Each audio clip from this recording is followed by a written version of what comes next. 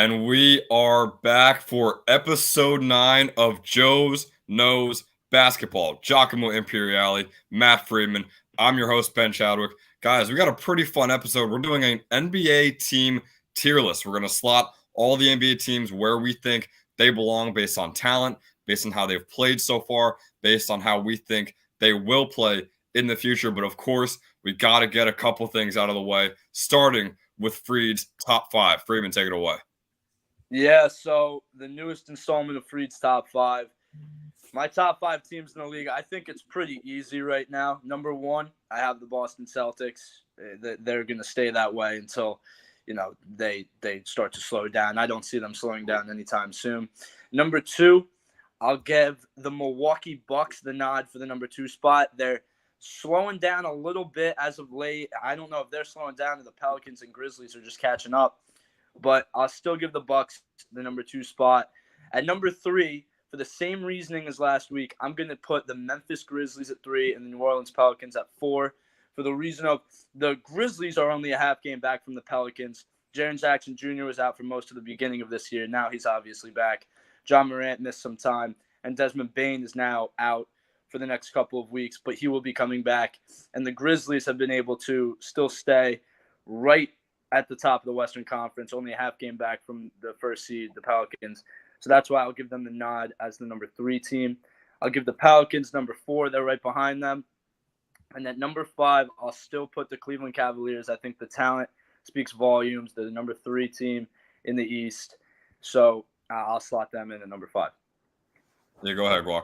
Yeah, I don't hate it at all. Love it again this week. I think he got it perfectly right. That's my top 5 for this week as well. One thing I would say I think is a lot closer. Nuggets, again, were they close with the Cavs? I think that they're about on the same tier as of right now. In my opinion, I think it's very close. I think they're almost interchangeable to me because I think the Cavs have cooled down a little bit from their beginning of their hot streak. I think that they're still a very good team. I think that those two are very, very close. I just don't see – I can – it's somewhat close, but not interchangeable for me. I think the Cavs just have a better roster top to bottom. I think they're going to be better going forward, and they've just played better this year up to this point. So I'll still take the Cavs over the Nuggets right now, but it's relatively close, yeah. Like right now, are the Nuggets your 16, like the number 6, like the first team out? It would be them. Yeah, I would say the Nuggets are probably number 6. Right. That's all I need. That's perfect then to me. I could not agree more this week. Love it. Yeah, and we actually have a question down in the comment section. So, Freed, I'll throw this to you since you're doing your rankings right now. Where would the Timberwolves rank in your top 30, let's say? Top 30? I mean, they're at this point, they're around 20, probably a little higher than that. But no. I would give them the nod for like 17, 18, around there. I don't have my exact 30 list, but this team's just not working together. I mean, Anthony Edwards, I touched on it, in previous episodes on how it's a difficult environment for him to really grow and develop as a player, as a point guard. And then the Rudy Gobert, Karl-Anthony Towns combination we've seen, that is just an absolute dumpster fire. So the talent's there, yeah, but it's not experienced talent, and it's talent that just doesn't mesh well together. So for right now, they're going to have to take huge hits in everyone's rankings until they show that they can play together a little bit better. Yeah, and I'm a massive Timberwolves fan, but yeah, I think top 20 is where we have to slot. Obviously, Cat has been out for a little while now, still will be out a good amount of the way into January. But even when we were fully healthy, those first few weeks of the season, like, it was so disappointing. I think we were below 500. I know that for a fact. We were slotting in like the 11, 12 seed. I know it was only a few games in, but still, like, I don't know why they're not working together with Gobert. It feels like the only thing they needed was some interior defense, and Gobert, arguably the best in the league at that. They get him. They give up a few pieces, but those are all young and future picks and stuff like that. And for some reason, it's just not working. Another stat I want to bring up, we all know how Donovan Mitchell famously did not pass the ball to Rudy Gobert whatsoever. And it seems like Anthony Edwards is probably the main ball handler right now in Minnesota. There's a stat, I think 0.08% or 0.8% of Anthony Edwards passes are going to Rudy Gobert, which is awful. Like, he's not an offensive powerhouse, but he's still your 7-foot tall center. Like, he deserves some love on the offensive game. He's not bad on offense. He's not good on offense, but just 0.8%. I don't know if he's a toxic guy in the locker room. I don't know what it is with Rudy Gobert and him not getting touches, but it's really a shame. And I hope they pull it together, but I really don't see them pulling it together. Freeman, I did have a little bit of something I wanted to throw out there for your top five. When do the Nets start to inch their way closer into that top five? They definitely are inching their way closer. I just, again, like this is just my biggest problem with today's NBA. So many teams are trying to build a championship roster the flashy way and not build it up from, the ground up like the Warriors did. I understand they did bring in Kevin Durant, but the heart and soul of their team, Clay, Steph, Draymond, that's all homegrown talent. You look at the Grizzlies, you look at the Celtics, you look at the Bucks, they're all running the league right now. And that's all homegrown talent from guys they drafted, believed in early on in their careers, and then it's all coming to fruition now. So I'm not really a big fan of how the Nets roster is structured. They do have arguably, one of the best players on the planet right now, Kevin Durant, and he's propelling them to right now the number 4 seed in the East. But I would definitely say they're on the come up. They're in my top 8. I would say that's pretty safe, but I don't see them really scratching the top 5 anytime soon unless they continue this hot streak.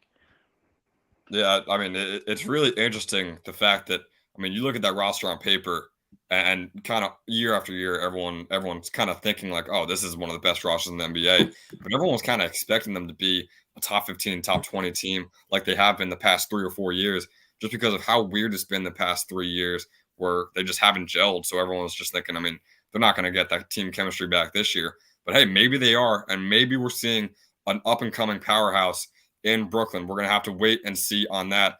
Guac, I think it's time to move it over to the weekly Spicy Guac Take. It's been a little while since we've had a Spicy Guac Take. Had a couple of Kentucky Fried Free takes, but I think it's time to reel it back to the Spicy Guac Take. So take it away. Yeah, I think we're going back to our roots. Took a little break, but we're back though. We got another flaming hot, controversial take that I think is going to turn some heads a little bit. Something that I believe in a lot. So I'm looking in the Western Conference right now. And to me, this year, I'm taking the Blazers over the Suns, to me. So I'll explain my reasoning for this first. I know we're going to get some ones and groans about this, but I'll explain my reasoning for first. First of all, if I'm looking at each team's schedules head to toe, the Suns' wins are all fraudulent. Their losses are to the good teams, and their wins are against the bad teams. I don't see many impressive wins on the Suns' schedule so far. And then I look at the Blazers' schedule, and I see a lot of tough road wins on their schedule, and I see them beating the higher teams up. Their one loss, I think, just a couple of days ago, they lost to the Nuggets, okay? But, other than that, if you're looking at the strength of schedule, Blazers have had the tougher schedule, and they were only a game and a half back on the Suns, and they have been more competitive against better teams than the Suns have against better teams. Also, the fact is that I think that this core for the Blazers is really starting to shine. Damian Lillard having another great year, but Anthony Simons is the guy I really want to talk about here. Anthony Simons is having a career year. He is a borderline all-star at this point. He is going ballistic this year. He is stepping into that number 2 role that Damian Lillard had. He needed some help, and that's what he's getting out of Anthony Simons. And also the addition of Jeremiah Grant is proving to be a very notable addition as well, as he is playing much better than any other player on the Blazers. So for those reasons, I'm going to take the Blazers over the Suns. I think the Suns are a little fraudulent also as well. I think that Devin Booker's regression is really going to continue. Obviously, it's not that notable as of late, but there is a little bit of regression so far. Chris Paul aging, and I think Ayton's gone at the trade deadline still. I can't see him staying in Phoenix. He's gone very soon. So just there's a lot of ifs and buts in that Suns roster, and a lot of stuff I haven't liked early. Suns have also been incapable to win on the road unless they're playing like the Rockets, which they've lost to multiple times already. So to me, I think that the Blazers are the better team. The first thing I want to touch on is where are you getting Devin Booker regression from? His points per game has gone down 2 points. Other than that, he is 26 years old. He's actually having a career high in points per game at 27.4. He's shooting almost as efficiently as he ever has in his entire career at 47.8%. I don't see regression. I see his scoring numbers grow. I'm seeing his efficiency stay around its peak of his career so far. So I don't understand the Devin Booker regression. Defensive rating. Check the defensive rating. I'm just trying to figure out where you're saying the regression's coming from. The scoring has been up. So I don't – you look at the top players in this league that lead teams, that lead offenses. It's the high score. It's the scorers at a high rate, and Devin Booker is 100% one of those guys. Also, I want to note his assist numbers are absolutely off the charts for what we were looking at. He's growing as a ball going into this year. He's averaging 6 assists per game. That's fantastic. I don't really know how you think DeAndre Ayton is going to be gone. I mean, if this Suns team continues to play well and be a top 4, top 5 seed in the West, why would they get rid of their centerpiece center? Are we just forgetting he requested a trade last season? I mean, this guy's clearly shown he wants out of Phoenix. He wants nothing to do with this team. He's a young, bright center that could be very useful in many other teams. I'm not saying the Suns should give him up, but he wants no part to do with this team. When free agency comes and he is done with his contract, he's not resigning. There's zero chance he's resigning. He has made it clear that he does not want to be in Phoenix. So I don't understand. Where would you dump DeAndre Ayton? I don't know where. I'm just saying that there is a lot of ifs, ands, and buts. If the Suns like a package that they can get for DeAndre Ayton, they're going to make that deal because he's shown he does not want to be on this team multiple times. He has maybe spoken out loud last year, but this year he's playing with the Suns and he's playing fantastically. So there may be some contract troubles between the organization and DeAndre Ayton. That's fine. But a 1 year deal, 1 year left on DeAndre Ayton's deal. When the Suns are a semi-contending team, to just throw him away, I don't understand it. This is the type of guy you keep around when you have hopes of, making a deep run in the playoffs. You keep your centerpiece center in there who's averaging 17 and 10 a game. I just don't see why the Suns would deal him. I agree with you. Anthony Simons and Jeremy Grant have been playing fantastic for the Blazers, but you also have to look at, Damian Lillard has played a little bit over half the games as they have played. So with Damian Lillard off the floor, the scoring responsibilities, they shift. And Simons has done a fantastic job. Jeremy Grant's done a fantastic job.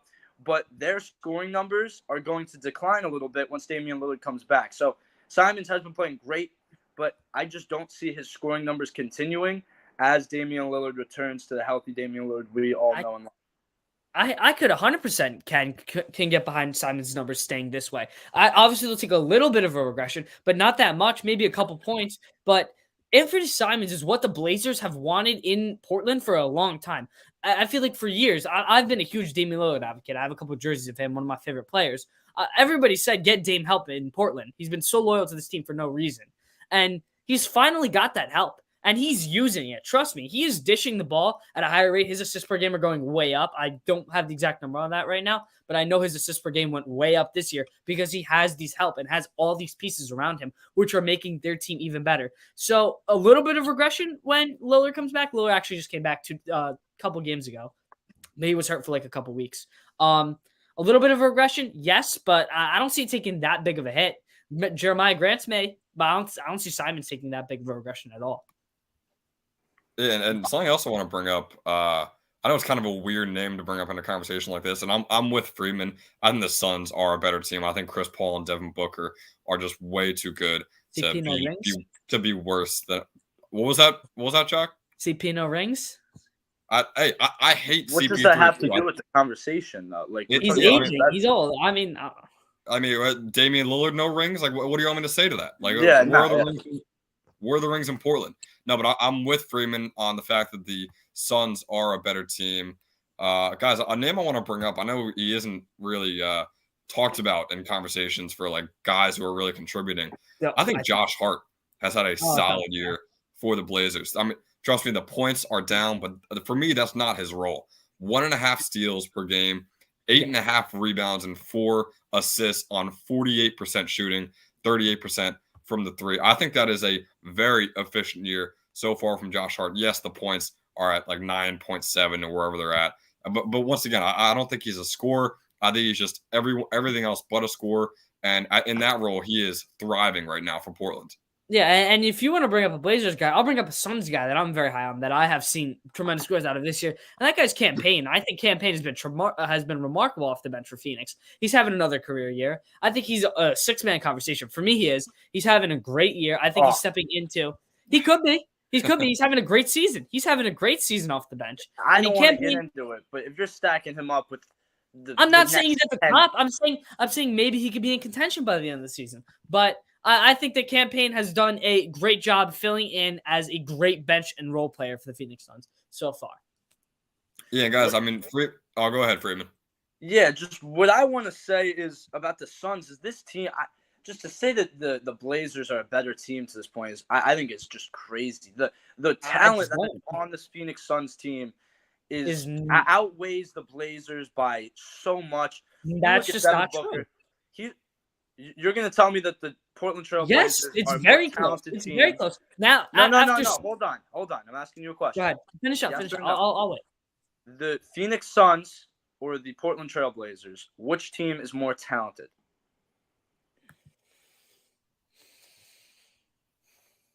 That shouldn't be even thought. It is. It really is. This It should not really be a is. thought whatsoever. I would give it to Phoenix by a hair. By a hair. Both of them have that superstar. I think at this point, and they both have the role players, and they both have the depth. Phoenix Suns have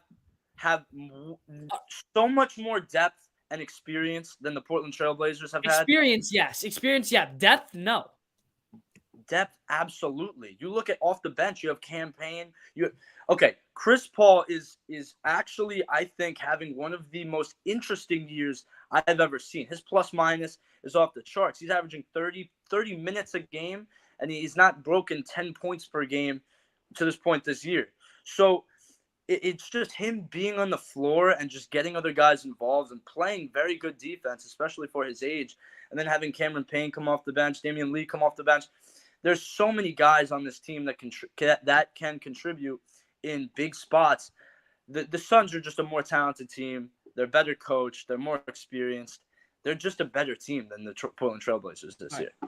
So I'll wrap my argument up right here. I'm gonna finish up after this. So I would give you more experience and better coach. I would 100% agree with you. The Suns are better than those two aspects. Depth, I can't though. You look at the Blazers bench, you got guys like Shaedon Sharpe, the rookie. He's been balling out this year. Gary Payton has been great off the bench. Nasir Little, another guy, has been great off the bench. These are all good role players that are averaging like decent points per game that have contributed to the Blazers winning, and that's why they're winning these big games, and the Suns haven't.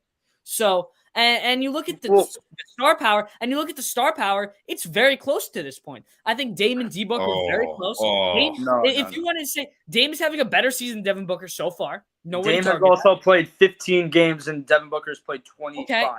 So all right, so injuries are it's concerned. Harder Fine. to keep up high numbers when you play 10 less games than the other person. All right. That's fine. I mean, Damian Lillard has shown no signs of regression other than his injury. I think he'll get back fine. It was a minor injury. It's no big concern.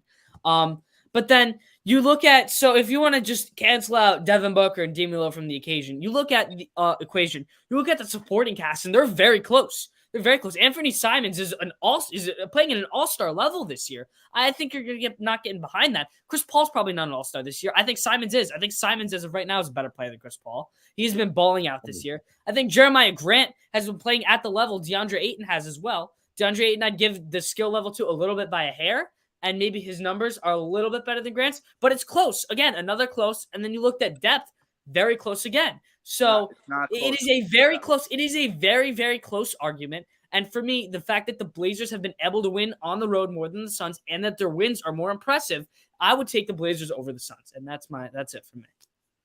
I just think I'll bring up the Anthony Simons point, him being an all-star. He is. I just think sure, look at his points and all that. Oh, what a great season from kind of an unknown guy. He is getting 37 minutes per game. Mm-hmm. And he's putting up 24 points per game, 3 rebounds, and 4.5 assists on 44% shooting, which is good. It's good shooting. He's also 20 years old. I mean, you can't bring. I'm saying that those numbers will increase, but I'm saying for this year, he's still an all-star. I don't think so. Like, why would he be? Why would he be? His team is going to be getting better and better. They'll be a great team. I think they're going to be top 4 seed in the West by the end of the Why would Anthony Simons be an all-star? Why would he be an all-star? You look at his numbers. His numbers are crazy this year. His numbers are amongst the best in the West. They are. He's a bench. Anthony- He's a reserve All-Star player. He's one of not the an last reserves All-Star. in on the All-Star ballot. He's not an All-Star over Luka. He's not an All-Star over Shai Gilgeous-Alexander. He's not an All-Star over Curry. He's not an All-Star over Ja. He's not an You're All-Star naming all over the Devin starters. Booker. He's not. These are all guards. Yeah. He's not an All-Star over Devin Booker. I mean, this is where you get like I think he will drop off. So I just listed about 6 guards alone that are more deserving of All-Stars than him. And this is before the numbers. The numbers are going to take a slight hit. I would see him averaging around 20 a game on that good shooting. But, I mean, I think Damian Lillard has a better chance of being an All-Star than Anthony Simons this year because Damian Lillard is just going to take over the scoring workload completely. Yeah. And then at that point, there's 7 guards that are more deserving, unless you object to any of the names that I've said. But I don't think anyone can. So he's having a great year. Yeah, sure. But All-Star, no. I think he's very close to an All-Star. I get those guards. No, hey, Matt, I want you to stick with it. I mean, you go I think he is, and I think he will be. I think he will be. If you look at Devin Booker, if Devin Booker takes the numbers take at least a little bit of a hit. Anthony Simons is better than him so far. As his numbers take any kind of a hit. Oh. Why? The seasons that they are having are very similar. Devin Booker's points per game are a little bit better, sure, but their seasons are very close as of now. I would say the one thing that Devin Booker does much better than Simons is distribute the ball. Devin Booker is a much better ball distributor. But other than that, I mean, Booker's points per game are a little bit higher, and if those take any kind of a hit, that him and Simons are on the same playing field. I mean, they're 4 points higher. There's no reason for Devin Booker's points to take a hit. There is reason for Anthony Simons' points to take a hit. There's no reason. Like what? I don't understand why. Just Devin Booker his scoring output would just drop out of nowhere. There's no reason for that. There's a reason for Anthony Simons because Damian Lillard is coming back. So Devin Booker is a better scorer. He's proven it this year. He's a better distributor, proven it this year. Like what more are you looking for? Like where is Anthony Simons going to jump ahead of Devin Booker for the All-Star race? I'm not saying he will. I'm just saying it could happen. I mean, anything could happen. Like anything could happen. I don't like. Yeah. That's where I get caught up because I mean I'll bring up the minutes again. I think that has to be looked at. Maybe All-Star voters don't look at it, which I get. But I mean you look at the minutes. Devin Booker is averaging 4 more points than Anthony Simons per game on 4 less minutes. So he's just flat out playing better. He's averaging more rebounds. He's averaging more assists. Their field goal percentage are pretty much the exact same. Same with the 3-point percentages. So like I don't see how Anthony Simons is a better player so far this year than Devin Booker and is an All-Star over Devin Booker. I'm not saying that he is. I'm saying that it's very close. And again, I just want to hone back in on the take. I'm not saying that 100% Simons is a better player than Devin Booker. That's just not true. But I just want to hone in on the take. It's just adding that the fact that they are so close and him and Dame are so close that I think that the star power on the Blazers is better than the Suns. And it's just proven. As of right now, the numbers prove it. And it's proven by the records and the strength of their wins. So for me, I'm going to take not proven by the records, though. They're a game and a half behind. But and their wins are so much better than the Suns. The Suns also, by the way, are on a 4-game losing streak as of right now. They got blown out twice by the Pelicans. Yet they're a very good team, but blown out. I mean, I can't see it. All right, I'm seeing it right now. I see the Suns playing better. I see the 4-game losing streak that this one just went on. I see, and yet there's still a game and a half. And I see 2 losses to the Rockets. Yet they're still a game ahead of the Portland Trail Blazers because they win their cupcake games. So I just don't understand what you're looking for. The Suns have a better record to this point. They have a more talented game and a half, roster, and their strength of wins are much worse. And I mean I want to throw something else out there. Chris Paul has I'm not going to say barely played, but missed a lot of time this season. People can make the argument he's the. I mean, I'm not going to say people have made the argument that he's the best player on the Suns.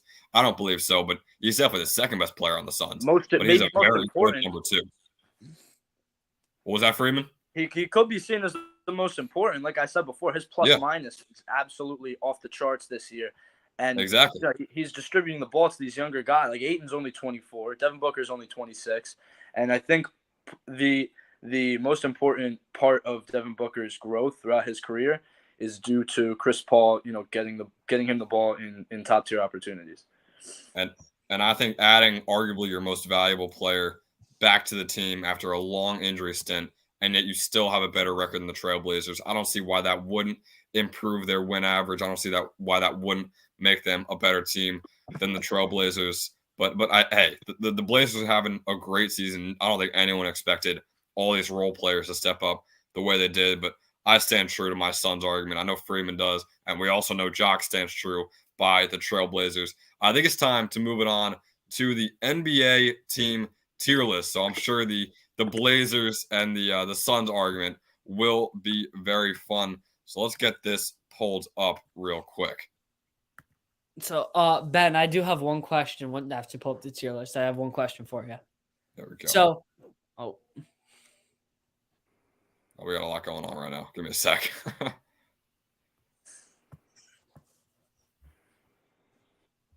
Oh, all right. There it is. So I have a question. So obviously we have each tier. On each tier, are we going left to right, the best teams in that tier? No. We can, like, at the very end. I'm just asking. It doesn't matter to me. I don't care. It's up to you guys. I'm just as of right now, just put them where you think, and at the very end, if we want to like nitpick where they should be, then yeah, we can do that. All right. So let's kick it off. What we're gonna do is I'm gonna go around the table. Let's say two of us say final contenders for the Nets, but one of us says playoff locks, and obviously they would go final contenders. It should be a 2-1, hopefully, for all of these teams. So, Jock, I'll throw it to you first. The Brooklyn Nets, where do they belong on this list? Playoff locks. Freeman? I'll say playoff locks as well. I think so, too. I think they even might get better, a little bit better as the season goes on. So, yeah, playoff locks is definitely where they belong. The LA Lakers, Jock. I think that there should be a tier in between not good, not bad, and tank for Wemby, and that's where the Lakers should go.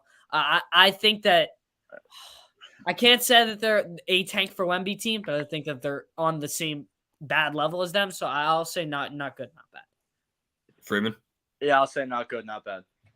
Yeah, I think not good, not bad too. Obviously, people always have hope, like just looking at the team on paper. But yeah, I mean, this team has not proven too much so far this season, and neither are the Detroit Pistons. Jock. After the injury to Cade Cunningham, it's very clear that they're a Wembanyama team, so they're definitely tagged for Wemby. Before the injury to Cade Cunningham, they were a tank for Wemby team. I mean, they were competing in some games. I'm not saying that they were awful. They have zero playoff aspirations whatsoever. They're 1,000% going through a rebuild. So tank for Wemby, absolutely. Yeah, I mean it's the worst record in the NBA right now, so they have to go in that tank for Victor Wembanyama category. And I think this other team might be going there too. The Houston Rockets, John. Yeah, they 100% are tank for Wemby. Yeah, absolutely. Absolutely. Yeah. Tank for Wemby with the Rockets as well. Next team, shout out Nate Perez, the Atlanta Hawks, Jock.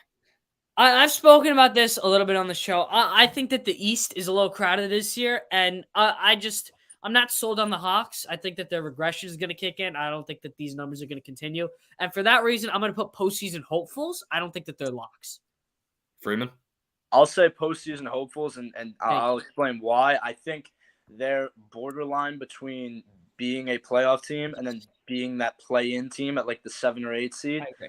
So I would have them around 6 or 7. So at that point, yeah, it's a hopeful. So yeah, give me postseason hopefuls. Could not agree more. Matt said it perfectly. Yeah, we've agreed on every single one. I got postseason hopefuls as well for the Hawks. They're our first in that category. And we'll also get the first for the very last category that is empty, at least I think, the Boston Celtics, John. Yeah. Best team in the league so far. They're 100% finals contenders. They're legit. I'm trying to put them there now. I'm not even going to talk to you, Freeman, or give my own thoughts. I think finals contenders is pretty obvious if you want to put finals locks for making it too, but that's a bit of a stretch. The Charlotte Hornets, Jock. So this is a team where I look at their roster. LaMelo's been hurt a little bit. I don't think that they're as awful as people say. So I don't think that they're a tank for Wemby team. I think that they're a not good, not bad on the if we were to rank them left to right, I think that they're all the way at the bottom on the right with the Lakers. But I don't think that they're a tank for Wemby team. So I would put them in not good, not bad. Freeman? Oh, this is absolutely a tank for Wemby team. They have some, hopes, I guess, with LaMelo Ball on the roster. He looks like he's a young star, but obviously he's been hurt. But this team has no other weapons, especially no other young weapons. They need Wembanyama. So absolutely tank for Wemby. Their record looks similar to the Pistons and the Rockets if you compare them. Absolutely tank for Wemby. I'm kind of torn, and obviously it's pretty coincidental that you guys are disagreeing here. I'm gonna go. I mean, yeah, I think this is a good spot where we could have another category under there. I'm actually gonna agree with Jock on this one. I'm gonna put them, I just and go I'll ahead, put. man. Oh, my screen's going insane. There's You're good. some news for you guys. I think putting them at the very end of not good, not bad, at the very end of the episode, if we want to tinker Yes. with where each team should be. But yeah, I think not good, not bad. I think LaMelo Ball, when he does come back, I think he is enough to take them out of the tank for Wemby conversation, which I'm sure MJ hates it. He probably is dying to have Wembanyama, but I think LaMelo is just too good to make them one of the worst teams in the league. And I also don't think that this team's tanking. I think that that MJ and the coaches want to build this young core and get them experience and try and win as many games as possible. So I just don't see them tanking. And our next team we have, shout out Connor Koverick and the Connors Bull Run, the Chicago Bulls, Jock. So for me, this would be right in between postseason hopefuls, not good, not bad. I know in the preseason, that would have been a lot of a different story, but the Bulls have kind of fallen off a cliff. They're one of the more disappointing teams, I feel like, this year. I think that they could sneak in the East, but I can't put them in postseason hopeful. So I would put them at the higher end of not good, not bad. Freeman? Yeah, I think I have to throw them at not good, not bad as well. I think Walk said it very perfectly. If you look at, their roster, you say, all right, this is probably a fringe playoff team, but the East is very crowded this year. I don't really see who I would swap them for. If they made the postseason, I wouldn't be shocked, but definitely not expecting them to. Yeah, I'm with you guys. I'm expecting like 38, 39, maybe 40 wins, which for me, I don't think will be enough to get them into the postseason. So, yeah, I think the very top of not good, not bad is the perfect spot for Chicago. Next team is the Luka-led Dallas Mavericks, Jock. I think the middle tier is perfect for this team. I think that I would love to put them in playoff locks because they have Luka on their team, but you obviously can't because the team and as a whole has not been performing. So I think they're perfectly fit into postseason hopefuls. Freeman? I mean, I'll put them in postseason hopefuls, but I'm not really loving it. Luka just leading this team. He's one of the best young playoff performers we've ever seen. But we touched on it in previous episodes, he can only do so much. He's having an unbelievable year as it is, and they're still staring at the 8 seed in the West. So it looks like they're going to have to battle it out in the play-in. So I'll go postseason hopeful, but I'm not too optimistic about this team. Yeah, I mean, you look at their 14-13 record. I think if you take Luka off that team, they've won like 3 games so far this season. Like that's how bad the surrounding cast around him is. But yeah, I think postseason hopefuls. Once again, it feels weird. One of the best players in the NBA in the MVP conversation right now. But just the way they built that team around him is just so poor, and you gotta feel awful for the guy. But yeah, postseason hopefuls is definitely where they belong. The Golden State Warriors are another team that have underperformed expectations for this year. Obviously, fresh off of an NBA title, but now they're kind of struggling in that 9 to 10 range. So Jock, where are you putting them? Yeah, I think that obviously we talked about earlier in the show about their early struggles, but they've picked it up a little bit. They've gotten their game back. I mean, they're not finals contenders, but I still think that they're playoff locks. I think that come playoff time, this team is one of the best teams in the league coming off a championship. I can't see them. I'm 100% putting them in playoff locks. I don't even think that they're hopeful. I think that they 100% will be one of the top teams in the West. This team is too talented. It's impossible. It baffles me that they're this low. I get that the fact that they have not been able to win on the road, that scares me a little bit. If they were winning on the road right now, for me, they would be finals contenders. But I can't put them in finals contenders. So I would put them in playoff locks. That's a huge if. If they were winning on the road, That's why I'm putting them down here. They have. This is a completely different team from last year. Their key role players, especially on the defensive end, are gone. They you can see Curry looks as good as ever. Clay's having some slight decline. I mean, this team they're not winning on the road either. Like that needs to be really looked at. It can't be something we just brush over. And I would put them in postseason hopefuls for sure. Playoff locks is crazy. They're on the outside looking in right now in the play-in. And where they're at now, they're going to have to win multiple games to get into the playoffs, but especially on the road if they stay at the 9 or 10 seed. So give me postseason hopefuls. They got to tighten up the defense and the ability to win on the road. Yeah, I mean, Jock, I'm going to completely disagree with you on the fact that you have them in playoff lock and close to final contenders.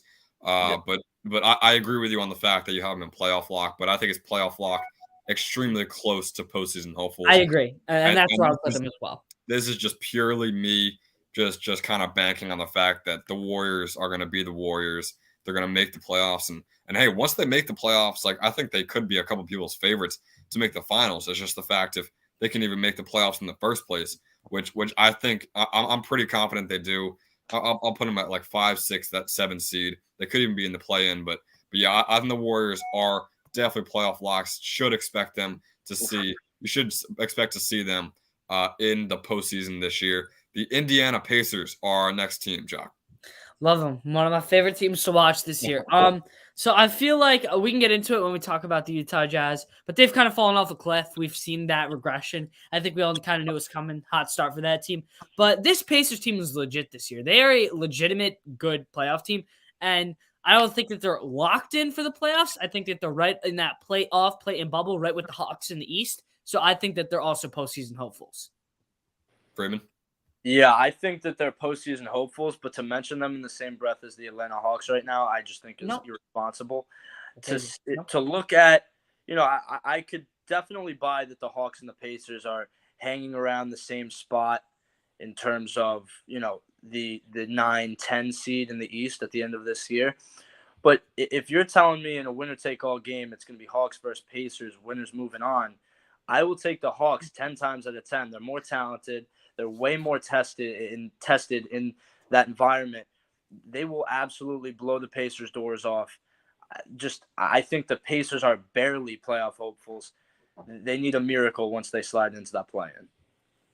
Yeah, guys, I'm not gonna lie. I know they're 14-14, which is solid for the Pacers. For me, I would put them in not good, not bad. Oh no! I don't hate that at all. I just don't see them keeping this up the rest of the season. I mean, their last 10 games, they're 3-7. I feel like the decline is starting to happen, and I think it keeps going throughout the entire season. I'm expecting like the mid 30s, probably like 34, 35 wins, which for me, yeah, I'm not. Hey, Jock, I think they're on a massive decline. I don't think we can expect a 41-41 season. Wow, I'm totally on board with you there. I mean, Jock, all right. Can I hop in here? Can I defend a little bit here? Sure, go ahead. All right. So I get that on paper, this team is not the most talented team. And Matt's take about that if the Hawks and the Pacers were to play, the Hawks would beat them. I would agree with that. Blowout, I disagree with. I think that they would beat them. I never said blowout. I just said that or if I said that, that's not necessarily what I meant. I said that the Indiana Pacers are, if you put, they're the worst team that will be in this playoff hopeful category in the playoffs. They have no experience. They have no star power in terms of scoring. They don't have a big time scorer, and they don't have any experience as a team in the playoffs. So if they sneak into that play-in, there's no chance that they're making the playoffs. I think that it's close. I think that we're starting to see, again, on paper, this team is not the most talented team, but when teams get hot at the right time and they click, something happens. This Pacers team is clicking as of right now, and obviously that needs to continue throughout the season. Tyrese Halliburton is a legitimate star in this league. He is a star. Are we joking here? I mean, he is a great number one option on a team that is going to be in playoff contention. And Benedict Mathurin, again, not even disregarding the fact that he's a rookie, is stepping into a great number two role as one of their better scorers. I mean, this team, again, on paper is not that talented, and I would agree with Matt. I think that they're one of the all the way to the right teams of playoff hopefuls, but I think that's putting them in not good, not bad is just pure disrespectful. I can't get behind that. If you look at Jock, you said the team is clicking right now. I mean, the last 10 games, they're on a bit of a decline. They're on a 2-game losing streak as of right now, too. I know those don't mean a ton because it's a massive 82-game season. But I mean, I don't know how many times you said this is not a talented team, and you still think they're playoff hopeful. Like that. They're talented, just not on paper talented. When you get on the court, there's guys stepping up in big ways, and that's how they have been able to win games. But if you looked at the Pacers roster, there's no sheer like superstar talent other than Tyrese Halliburton. I mean, that's a fact. Whoa! You just said superstar and Tyrese Halliburton in the same sentence. Yeah. I'm almost ready to put him there. He's a star. He's a border. Whoa! He's a star, borderline superstar. I'm not saying he's there yet, but I think he's almost there. I think he's almost there. How many superstars do you think there are in the league? Like 6? No. I use superstar. How many? I don't know if the top. You said 8 or 9. So you're saying Tyrese Halliburton's a top 10 player in the NBA? No, don't think about it. Don't think about it. Oh my goodness! I put him pretty close. I can't lie. I put him pretty close. What? All right, really quick. This has to be done because this is one of the most atrocious things I've ever heard, ever. I would take. I'll just embed. No, he's not top 10. Don't put that banner up. Don't put that banner up. Hold on. He's very close. He is very close. You said very close. I'll go very close. I'll explain how he's not. Can we not list players? I would like to move back to the tier rankings. We're absolutely. We don't have to. No, we don't have to get into this. We don't have to get into this. I am putting Tyrese Halliburton close. I think he's a star, borderline superstar. I think he's very close. And like you just said, he's close to being a top 10 player in the league. So Ben, you can stop me or you can tell me when I'm incorrect. Hey, we've flown through the rest of the episode, so take your time. All right, go on ahead. I'll say before you start listing, I think he's close. I think he's close. Okay, you said he's close to a top 10 player. We're calling that like a concrete top 15 then. That's what we're going to call it. Top 15, top 20. I think Jason Tatum. He's a concrete top 20. I think he's a top 15, but that could be debated. I know Jason Tatum's better. I would take Jaylen Brown over No. Take that back. Nope. Over Halliburton, no chance. I don't 0% see how you're saying no chance. Jaylen Brown is so much of a better scorer. You're talking about a number 2 option. You're comparing a number 2 option. Jaylen Brown is very, very good. 27 a game and is more efficient than Tyrese Halliburton. All right. I think it's better if we start off with the absolute best of the best. That's fine. That's fine. So I have Tatum as of right now. Jason Tatum, Giannis, Yep. Donovan Mitchell, Yep. Kevin Durant, Yep. Joel Embiid. Yep. Don't say Harden. Then let's go Luka Doncic. Okay, let's go Luka. Steph. Let's go Ja. Let's go Jokic. Let's go Devin Booker. No.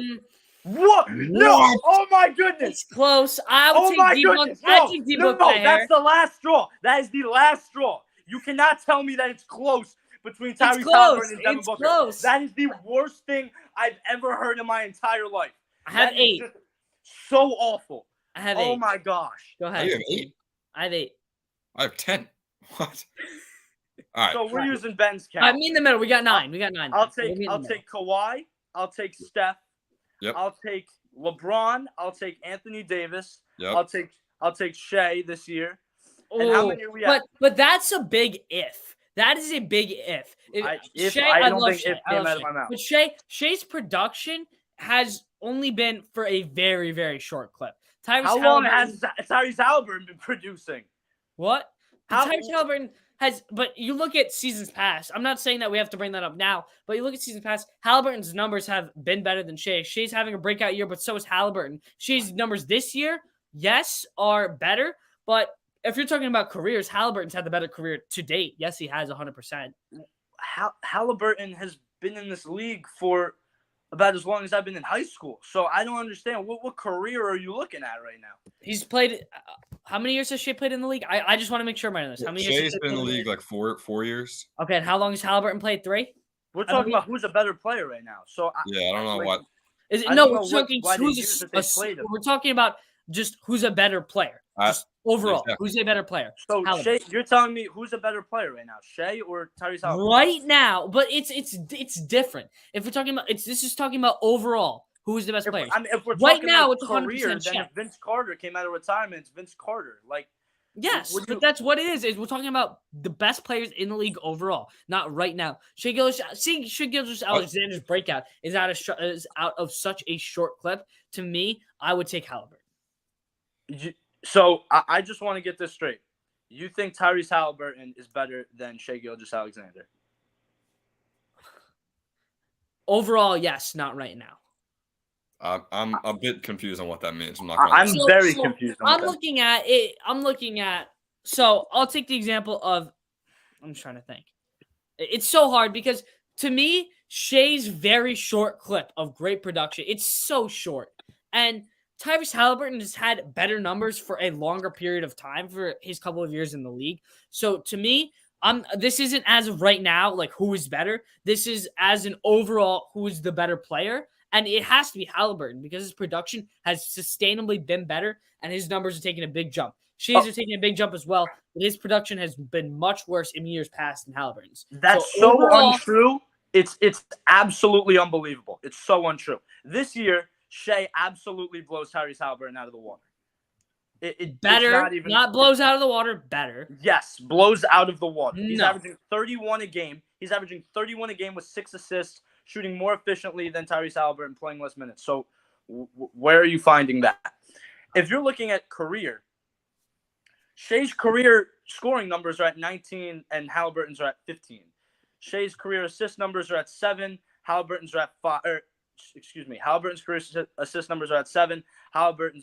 Shai is at 5. Excuse me.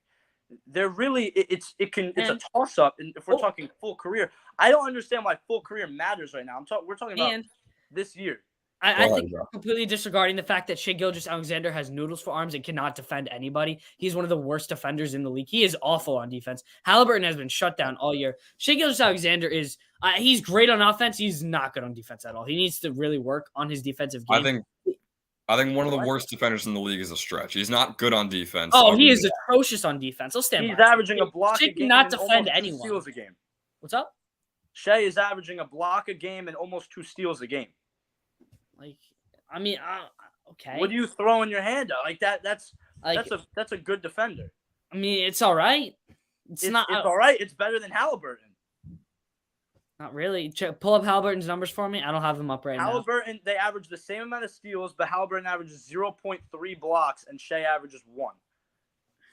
Shai's taller than Halliburton. I mean, well, okay, we're talking about who's okay. You're comparing like Rudy Gobert defensive stats to like Steph Curry. I mean, Shai Gilgeous-Alexander.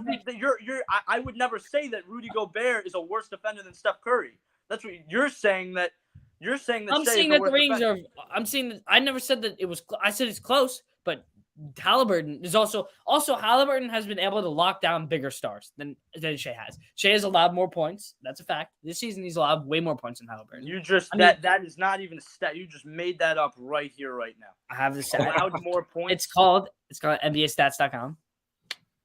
And also real quick, I want to throw it out there. I want to throw it out there. Tyrese Halliburton is 6'5". Shai Gilgeous-Alexander is 6'6". He's an inch taller. That's all I need. All right. I'm dead serious. Just to move off of this. All right. So I believe that we were at 13, Matt. So do you want to list any more players? I think I'm not saying I'm getting behind it. I think Zion Williamson is an interesting name. No. Absolutely. You're going to tell me that another short clip of a very injury-prone career so far. A very short clip. Zion has been unbelievable in his very short clip. But you're going to take. I'm just saying that these short clip guys like Zion and Shai, I wouldn't take that over a more sustainable guy like Halliburton, who's also I can't use that argument against Zion, but yeah, I'm still taking Halliburton over both of them. Zion has played the same amount of years as Halliburton. For me, if this is by the end of the season and they maintain this production, yes, you can put those two over Halliburton, but not right now with their very, very short clip. What has Halliburton done that's so impressive? Like if we're looking at the whole career, Kyrie Irving for sure, Jaylen Brown for sure, no, Trae Young for sure. If you're bringing up the whole career, so what do you like? Pick a side here. If you're talking whole career or like recent history, it's Kyrie for sure. It's Trae Young for sure. It's DeJounte Murray. But again, for you sure. also have to It's take into Jaylen the fact Brown. that Halliburton's much younger than a lot of those guys. Other No, than you lose yeah. your argument right there. We're No talking one cares best about the players. age right now. We're talking about players. Did we throw LeBron how and good they are Anthony at Davis basketball. on that list? what's up? We threw LeBron and Anthony Davis on the list. Yeah. Correct? Yeah. We mentioned both of them. So what are you going off of? Because I can do either one. Are you going to tell me? Are we looking at their overall body of work for their career? Or are we looking at this year? We're looking at their overall body of work. Okay, But with age as a consideration. Why would age? That's not how it works. Age is Okay, not a but like take consideration. Luka for example. He's so young, but his production has been crazy. Halliburton's so young, but he's had great production. I don't really understand what you're. I think it should be a healthy mix of this season having the most value of any other season for this argument, but also taking what they've done in the past into account. And I agree with that, and that's why. So Zion is no question better than Halliburton. Who? Zion. No, his clip is too short. He has had he's played the same amount of years as Halliburton. What's up? He's played the same amount of years as Halliburton. Yeah, but Zion's been injured. Zion's been injured. Zion's clip of amazing production is so short because he's been so limited to injuries. And Zion is just coming back to a thriving Pelicans team. Obviously, he's going crazy right now, but Halliburton has been able to elevate his team all by himself. Zion has way more help than Tyrese Halliburton, and their numbers are not very close, but they're close enough. No, you can't make an argument that they're close. They're not. Zion's clip is 6 games where he's had 38. I mean, 6 again, games. that's nutty, but where are you such a seeing short 6 clip. games? He's played 5 less games than Halliburton. 5 less. That's some teams have played 5 less than other teams. Zion, if we're talking this year, dude, Zion is better than Halliburton. Jaylen Brown is better. Kyrie is better. Jaylen Brown is just blasphemous. I can't get behind that. I can get behind pretty much all the guys, but the fact you keep bringing up Jaylen Brown, I cannot get behind that at all. I don't understand how you can't get behind it. Who do you think is better this year, Jaylen Brown or Zion Williamson? Zion. Excuse me. This year? Yes. This year, Zion or Jaylen Brown? No, I'm sorry. Halliburton or Jaylen Brown? Halliburton. Halliburton is taking his team to either a current number 4 seed in the East. I think that they're going to Whoa. And Jaylen Brown is a number 2 option on the best team in the league. Jaylen Brown is a great player. Right, what? The Pacers are the number 8 seed in the East. Are you serious? I didn't. I am pretty dead serious. Yeah. Yeah, they're 8. Did they really drop? Jeez. They're 3-7 in the last 10 games. I mean, we'll get back to the team list in a couple minutes. Oh my goodness. Jaylen Brown is more efficient than Tyrese Halliburton. Jaylen Brown is blowing him out of the water in terms of scoring numbers. It's not even remotely close. It's close. Their numbers are No, close. it's not. It's not close. Can you read me out the 2 numbers, please? I don't have the numbers up. 27 points per game from Jaylen Brown. Almost, I'll round up and I'll say 20 for Halliburton. All right.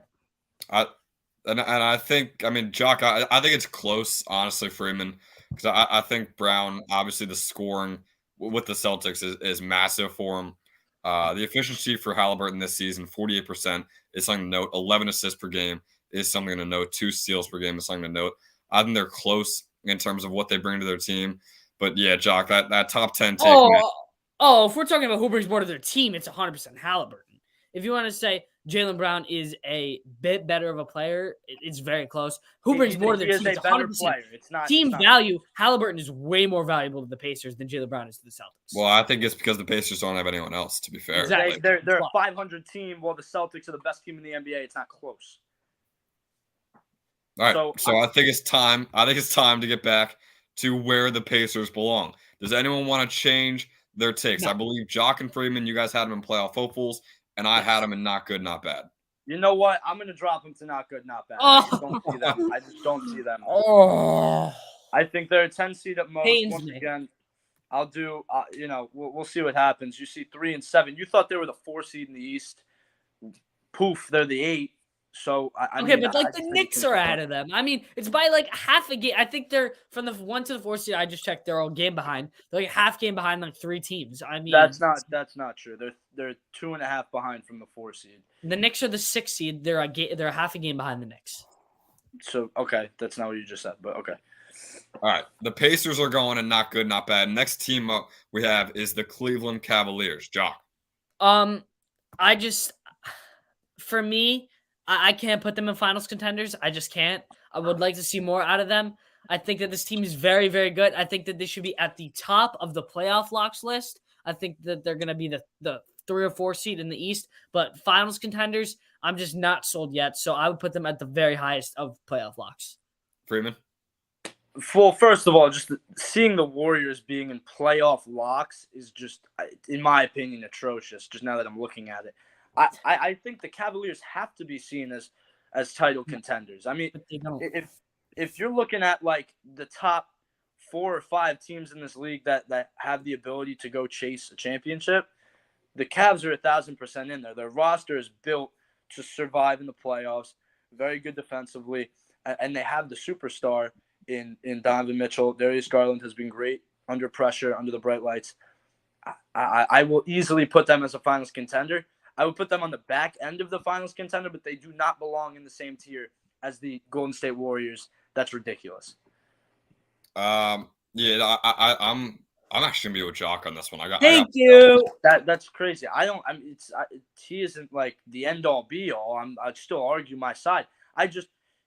If you're looking at the tier and you see the Cavs and the Warriors in the same spot, they're not even close to each other this year. The Cavs are more talented. I think. But we know. More talented than the Warriors? Are we serious right now? Come on, Matt. But I think that me and Ben are banking on the fact that this is going to be the same Warriors team that is going to go back to the playoffs and be the team that they were that won the championship. And that's why me and Ben are kind of on the same page here. Okay, that's fine. That's fine. I'm fine with that too. So we got finals contenders, the Oh, Cavaliers, and the playoff locks. There goes Matt. Matt left. I did that all for him. But yeah, no, I get what Matt is saying. I think they're definitely a better team than the Nets and Warriors, but they are definitely a worse team than the Celtics and some other teams. Yeah, I agree. So I think putting them in their very own category, sliding in right there, makes a lot of sense for them. And I think we got Matt back. There he is. There we go. Matt, I don't know if you saw. What are your thoughts on the Cavs as a complete category? What's up, Matt? We're losing them. We'll move on and we'll let them know about that Cavs category. Oh, yeah, we lost them again. Oh, again. We'll move on to the next team, the LA Clippers, Jock. I mean, I would love to put them in the Cavs tier. I think I'll give a little bit of a hot take. I think that the Clippers are such a great team in the West. To me, I mean, I would love to put them in finals contention, but I can't. That's just a big joke. That's very silly of me to do that. But I would think that this is another team that would be all the way to the left of the playoff locks. I think that they're higher. Again, another higher up team. I think that they're a top 5 team in the West. I love this Clippers team, especially with a healthy Kawhi Leonard. If this team had a healthy Kawhi Leonard, he's already missed 10 games this year. They would be championship contenders if he was healthy all season, but that's not the case. So put them in playoff locks for me. Freeman? Yeah, we're looking at the Clippers, correct? I mean, they're the highest end of playoff locks, I believe. I mean, yes. I don't think there's really any way around that one. So yeah, give me highest end of playoff locks. Yeah, I agree with you guys. Freeman, I don't know if you saw, we made a category completely dedicated to the Cavs. Okay, that's fine. I would still put because I think we can all agree they are definitely a better team than Nets and Warriors. But for me and Jock, at least, they're not better than the powerhouses. They're definitely worse than the Celtics and some other final contenders teams. So we'll come to an agreement. We'll throw the Cavs in their very own category. The Clippers are going to the very left of the playoff lock category. There we go. Next team up is Freeman's very own, the Memphis Grizzlies, Jock. I'll get behind Matt straight away. I think that they're finals contenders. I think that this team is a young core that's ready to go. I believe that they've already taken the ground off running, and hopefully by postseason time they're going to have a fully healthy roster. Matt mentioned earlier that they've dealt with a ton of injuries so far, And I just think this roster is so talented, and it's a young roster that it's their time to shine. So I think that they're finals contenders. Freeman? Yeah, I would say that they're definitely finals contenders. I would say they're my favorite team to win the West and meet potentially the Celtics in the finals. That's my prediction, at least. I mean, Jaren Jackson Jr., he hasn't been talked about. He comes back and he's leading the league in blocks per game already. He's unbelievable. He had 6 in the first half last night, I believe. So just this Grizzlies team, they got all the pieces. They just got to get healthy. There's really no major injuries. It's all just minor week-to-week type deals. So once this team is healthy towards the end of the year, I think they're definitely the team to beat in the West. Yeah, that trio of John Morant, Jaren Jackson Jr., and Desmond Bane is such a scary trio right now in the NBA. And yeah, I mean, they're my favorite right now to win the West. So why wouldn't they be in finals contenders? That's exactly where we'll put them. Also, not to mention, a little bit biased, the Grizzlies have one of my favorite young players, David Roddy. I love that man out of Colorado State. I loved watching him play in college, and I just love watching him play in the NBA too. Yeah, he's got some solid minutes this year too. Yeah. Freeman, any thoughts on David Roddy?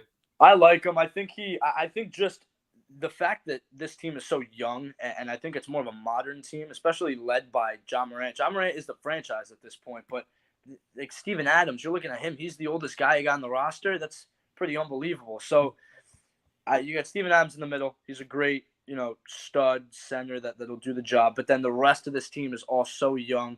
They're developing together. I think it's definitely very special. And then obviously David fits right in there. I don't think he'll get the minutes he's seeing now down the stretch due to inexperience, and then obviously Jaren coming back.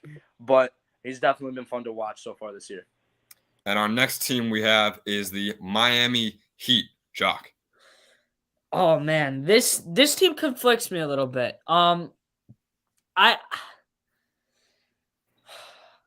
really just stuck on the fact that I feel like this roster is talented. So I think that they're on the bottom side of postseason hopefuls, but I could easily agree if somebody were to put them in not good, not bad.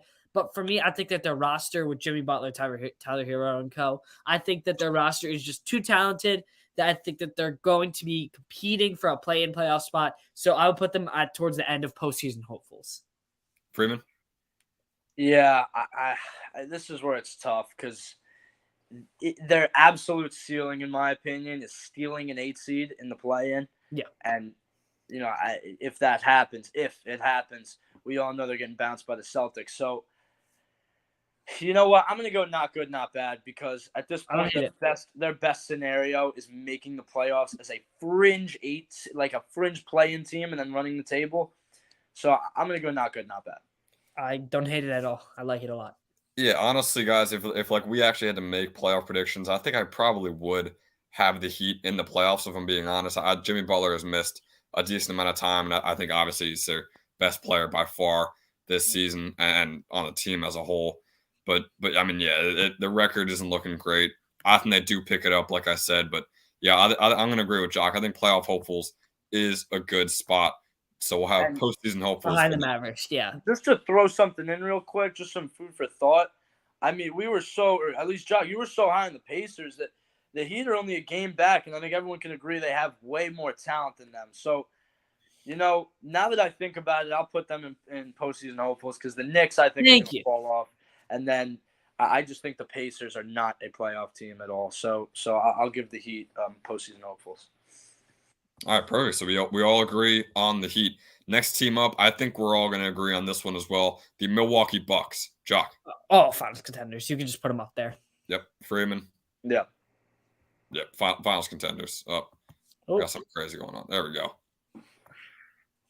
Just got to work my way up here. That Cavs category is really screwing me up so far. Next team we have. This one, it stings the heart for me. The Minnesota Timberwolves. Jock. So I was thinking about making this my guac take this week. I just think that the Timberwolves are just not doing it, and they have shown no signs of changing anything or attempting anything new. Which for me, I can't get behind this team. So I would put them, honestly, I don't see them in the playoffs. I would put them at the very top of not good, not bad because of the way that they're playing as a team. They have so much talent, and it pains me to watch them be this bad. But they're maybe sniffing that 9 or 10 seed in the West, maybe sniffing it at this point. And they've shown no signs of why they should, like, their numbers as a team should progress in a positive way. So I'll put them towards the top of not good, not bad, behind the Pacers. Freeman? Yeah, I'm going to put them at the bottom of the post, or near bottom of the postseason hopefuls. No. I mean, they're right on the outside looking in for that play-in right now. And if you're a Timberwolves fan, Ben, I know you are, this season is the absolute worst scenario to this point. Yep. Yeah, I appreciate that. You're still, on the outside looking in a very tight Western Conference race. So hopefully there's going to be some stuff that shakes up. They've been winning big games. They beat the Cavs. They beat the Grizzlies in the past 2 weeks. So I'll throw them in a postseason hopefuls. I think that if they do make the play-in, which I believe they will as a 10 or 9 seed, they definitely have a chance to sneak in. So that's why I'll give them postseason hopefuls. Yeah, I appreciate the brutal honesty there, guys. I'm probably just going to cry myself to sleep after we wrap up this episode. But no, yeah, call me biased, but I'm going to have them in postseason hopefuls. I'll be realistic enough to have them at the very end of it. But yeah, I think they can get close to 500 on the year. But so like that puts them in 8, 9, 10 for me. So I think they make the play-in. I think they could make the playoffs, but at this point, who knows? If they gel at the end of the season, that's awesome. Maybe they're a legit team. If they don't, it's just who we know from how they played this entire season. So postseason hopefuls works for me. But I mean, Jock, not good, not bad. Makes a lot of sense too if I wasn't a Timberwolves fan. Another very interesting team. I wonder if we might have them in our newly created category, the New Orleans Pelicans. Well, but before we do that, are we going left to right in the rankings or no? We could do that at the end. Jock, you're up too, actually. Okay. How about that? Pelicans, they aren't in that Cavs tier for me because they just don't have the experience. I think that they are the highest end of a playoff lock team. I would put them over all 3 of those teams for playoff lock. I think that they're the highest team.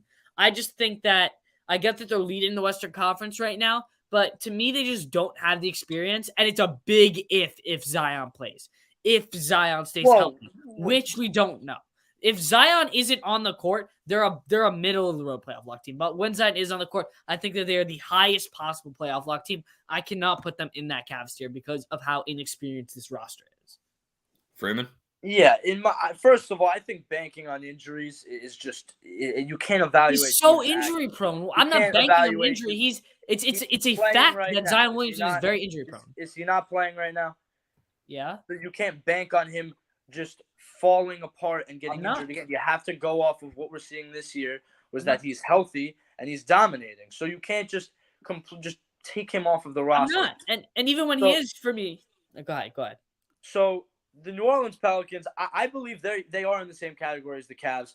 And this is why. The Cavs, for me, they're one of the top teams in the league. But if you stack them up against the other competition in the Eastern Conference, I just don't think they can contend for the NBA Finals. They're going to have to go through the Bucks and the Celtics most likely. I don't see them winning either of those series, but I especially think they will not win both. So they're very good. They're like kind of finals contenders. They have the talent to be on the top of the league, but they're not realistically going to win the NBA Finals or make the NBA Finals out of that East. So that's the Cavs, and I think it's the same thing with the Pelicans. I just don't think the Pelicans can stack up against the Grizzlies or the Clippers or one of these teams. If they get hot, like look at the Mavericks, look at the Warriors in the playoffs. I think the Pelicans, you're right, they're inexperienced, but from what they've done to this point, they have to be with the Cavs right now. Yeah, Freeman, I think you said it perfectly. They've played so well this season that you can't even put them in playoff lock. They got to be one step higher than that. But once again, you look at the roster on paper, you look how young they are, and you look at teams like the Celtics, you look at teams like the Bucks and teams like the Grizzlies, like they don't really stack up when it comes to playoff time. But yeah, I think putting the Pelicans in the Cavs tier is perfect for them. Next team up, the New York Knicks. Jock. Can I put them in tank for Wemby, please? No, I'm kidding. This team should. We honestly should. We really should. This Knicks team is just rough, to the very least. I mean, they've gotten hot in the past week. They have a couple of impressive wins. Okay, but really doesn't matter. Julius Randle. I think Matt said it perfectly a couple of weeks ago. My favorite line he said all year, I feel like, Julius Randle will give you the most average 30 points per game, and it means absolutely nothing. Whoa, I mean, like 22 points per game, like 30 has never happened, but 22 for sure. I agree. Yeah, I mean, I think that they should be a tank for Wemby team, but they obviously have to be a not good, not bad team because they're better than the Lakers, they're better than the Hornets, so they have to be a not good, not bad team. Freeman? Yeah, I mean, I guess I'll throw them in not good, not bad. I think that's where they should be. They're in the playoff picture as of now. Do I think that'll last? Absolutely not. So, not good, not bad was made for the Knicks. I honestly think they're at the very bottom of the postseason hopefuls. Wow. I see them with a solid chance of making the play-in. And if you're a team making the play-in, I mean, obviously you're a postseason hopeful. I mean, we're gonna put them in not good, not bad because it's 2-1 against me. But yeah, for me, I would put them in the postseason hopefuls category. But yeah, like I said, we'll put them in not good, not bad. We'll put them all the way at the front there. No, I would still put the Pacers over them in my opinion, but we'll get into that later. We'll slot them there. Yeah. Next team we have the OKC Thunder, Jock. This is a tank for Wemby team. Shea's been going crazy, but they are 100% a tank for Wemby team. Freeman? Yeah, this is where I'll disagree with you. Maybe where what they should be doing is tanking for Wemby, but look at how they played this year, and they're in the not good, not bad category. If the Lakers are in not good, not bad, and I believe that was unanimous, then that's where the Thunder should be. They have a MVP candidate type player this year, and they're right around the Lakers record at this point in the year. So they got to be slotted at not good, not bad. They're better than the Hornets, and they're as good as the Lakers, and they have that star power that will win them games down the stretch. I'm not saying many games, but enough to where they should be listed with the Pistons and the Rockets. Yeah, I think they're in a weird place. I mean, honestly, we make another category. I'm not gonna for the Thunder. I think they're broken off from teams like the Lakers and the Bulls and the Knicks and whatever, but they're also broken off from the Pistons and the Rockets. So I think putting them at the very end of not good, not bad works for me. But I mean, Jock, I get what you're saying. Like they could very well be tanking for Wemby, but also like Freeman said, they just have one player who is just too good and won't let them tank for Wembanyama, which I'm sure the Thunder GM very mad about right now, but that's just the way things go. A team that probably will end up in that tank for Wembanyama category, the Orlando Magic. 100% put them in tank for Wemby. No, not much reason, but I think we all agree there. Another team, a very interesting team in my opinion, the Philadelphia 76ers, Jock. I am very high on this team, and I like the experience coming out of this team. So for me, I would like to make a proposition. I would like to put them in the Cavs tier with the Cavs and the Pelicans. I think that they are very close to finals contenders. Boy. I think that they are very close to finals contenders when they're healthy. That big three for me is so good. And I think that they are borderline finals contenders when they're healthy and they're on every night. Never disregard that part. They're on every night. But when they're healthy, which again, it's banking, they should be healthy. All three of them are playing at the moment, except for I think Harden's still out for a little bit. But I would like to put them at the bottom of the Cavs tier behind the Cavs and the Pelicans. Freeman? This is just very inconsistent if we're talking about what we've said earlier on in the show and now. We were bringing up the prediction of injuries and how, injury-prone players, Jock, you said that you have to take into account that they may get injured again. Look at this year. Joel Embiid has missed about 7 games. Tyrese Maxey has missed 10. James Harden has missed 14. Really, none of this core is definite. Their health is not a given. So I think that when they're healthy, they're a very dangerous team. But I would still take the Celtics, Bucks, Cavs over them. So I'd put them in the highest spot in playoff locks. I can agree with that. I can get behind that. Freeman, I completely agree with you too. I love this Celtics team. I think Embiid is not underrated, but he's just incredible. He's the second best center in the league, but I mean, center is probably the best position in basketball at the moment. I think Harden, like I said and have said my entire life, one of the most underrated players I've ever seen. He is so good when he's out there on the floor. He went from an unreal scorer. Now he's one of the best playmakers in the NBA. I recently went to the Lakers-Sixers game. Awesome game. Lakers had a great comeback to send it to overtime. But, I mean, man, that the entire game and even in overtime, this Sixers team was cooking. I think it was DeAnthony Melton that dropped 34 points that game, which Former is just Grizzly. it was just out of nowhere. But they just have these pieces that are able to put up points like that. And in my opinion, it's a lot because of a guy like James Harden, the playmaker, the new point guard on that team. So, yeah, I think playoff lock is definitely where they belong. I think the top of the playoff lock over teams like the Nets, Clippers, and Warriors. Next team we have the Phoenix Suns. Friedman. Or Jock. Sorry, Jock. This should be on the Cavs tier as well because I don't think that they are finals contenders. I think that they are a good team in the West, but I do not want to place them with teams like the Celtics, Grizzlies, and Bucks. I think you can place them underneath the Cavs and New Orleans, in my opinion. I think that both of those two are more established. My opinion on the Suns, again, I think I made it very clear in the beginning. I think that the Suns are a little bit of a fraudulent team. I think that they're going to continue to regress as a team because of their losses and just the lack of things that I'm seeing on that team. So I do not want to put them in finals contenders. So I would put them in the Cavs tier at the bottom of the Cavs tier. Freeman? Yeah, I'm with that for sure. I think the depth that they have on that roster, the star power that they have, and the experience that you can say that Chris Paul hasn't gotten it done in the end of the playoffs. That's fine.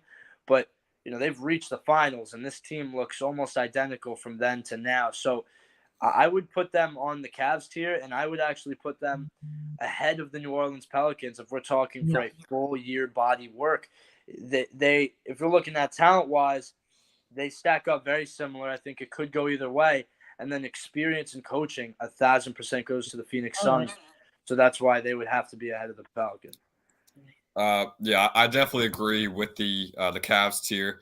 I'm also going to agree with Jock on the nitpicking. I'm going to put them last in that Cavs tier. I think Matt. I agree. I think that's where they should be. But I'll agree with Matt a little bit. I think that the experience of coaching blows the Pelicans out of the water. It's not even close. But I think, and talent wise, the Suns have more depth in their roster, and I would say they have a little bit more star power. I think it's very close. I just think that the body of work we've seen out of the Pelicans is a little bit better than what I've seen out of the Suns so far. Hold on. You just listed how the Suns have better coaching, more experience, and a better roster.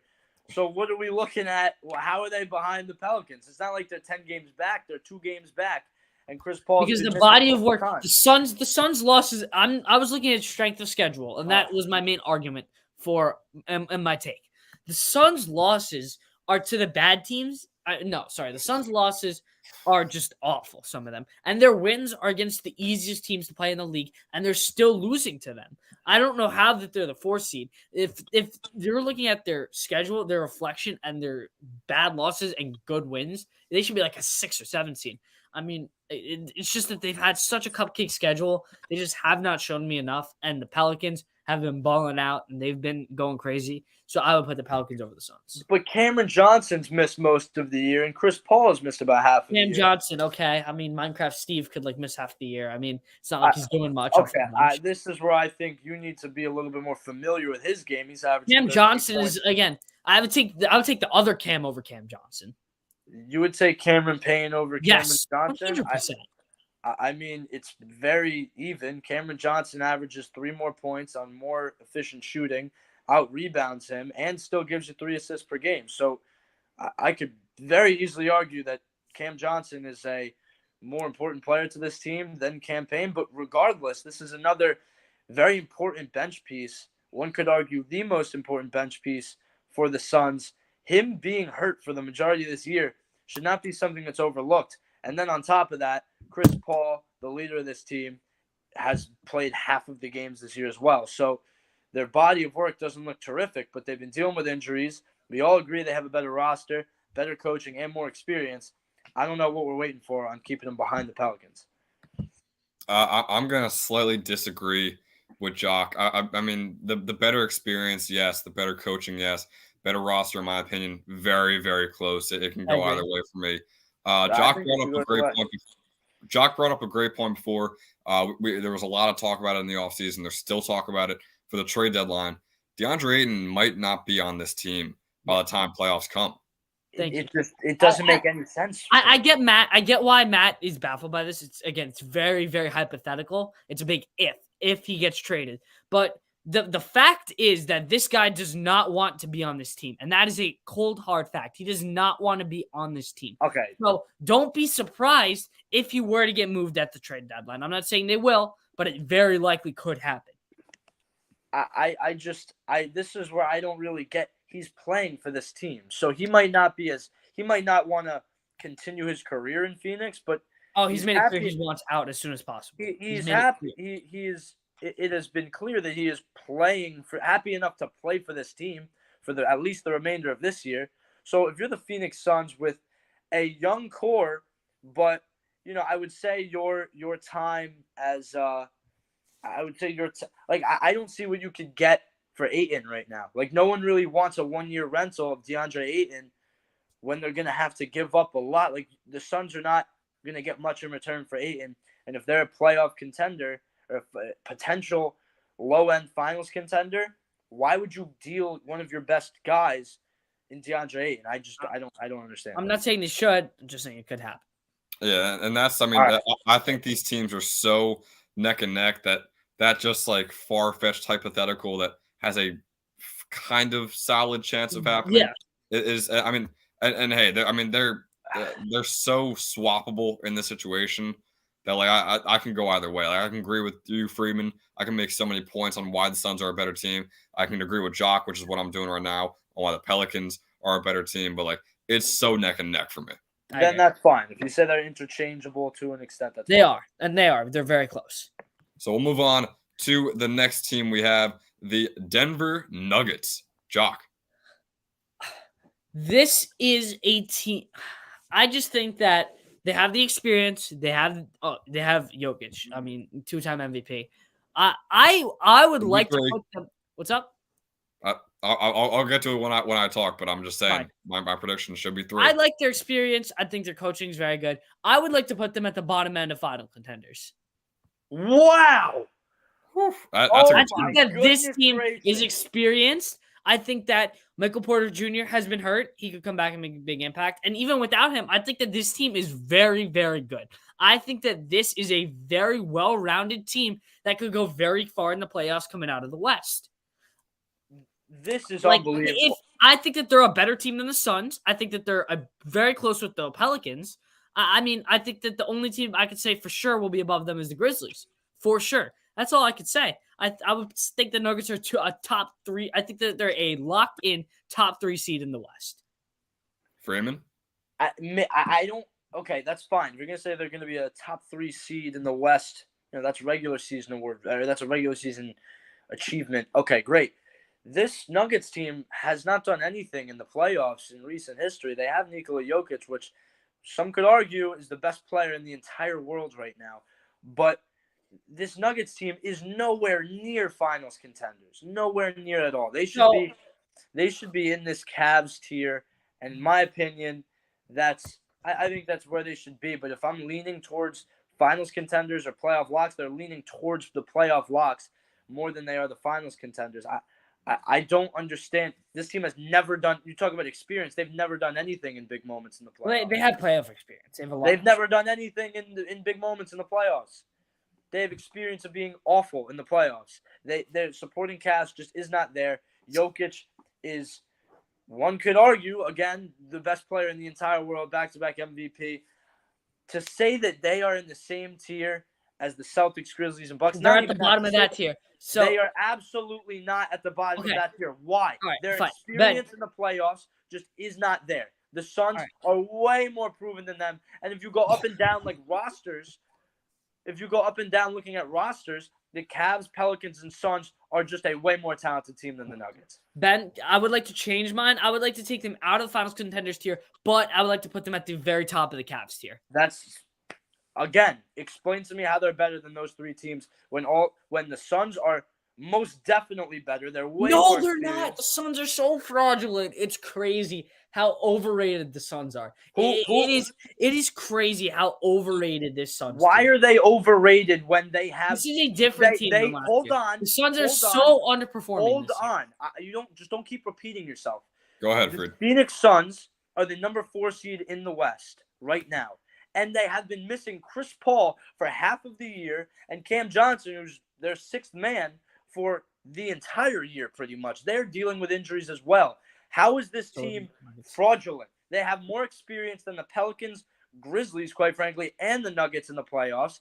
They have more star power, I could say, or as much or more star power than any of those teams. And I just there's no reason. They have the experience, they have the talent. They should be ahead of the Nuggets in this tier list. The Nuggets are also very banged up too. Michael Porter Jr. has already missed over half the season, and when he's on the court, he makes a big impact on this team. Bones Highland, who's one of their better rookies off the bench, a great role player for their team, has also missed quite a few games. So if you want to talk about injuries, very even with injuries. Chris Paul is obviously, I would say, a little bit more significant than either of those guys in the Nuggets, but I think it's very close, and I think that this Nuggets team, Jokic is just so good for me, and I think that the fact that watching the Suns play and their losses are so bad and their wins are so mediocre, I just don't like this Suns team. I think it's a different team this year. I think after losing in the finals last year, it kind of just changed this team. I think it's a different team. I think that the Nuggets are really stepping up this year. But I'm wondering where you're getting a different team from. It's literally the same personnel. That's underperforming and struggling. And I with get Chris Paul's injured injured, players, but an injury to their most important player on their roster. You're not taking this into account at all, and then you're not taking into account the lack of experience or the lack of doing anything in the playoffs by the Nuggets, and then seeing what the Suns have done in the playoffs. I don't. Why are you ignoring both of those aspects? I'm not ignoring that. The Suns are the more experienced team. I get Way that, more.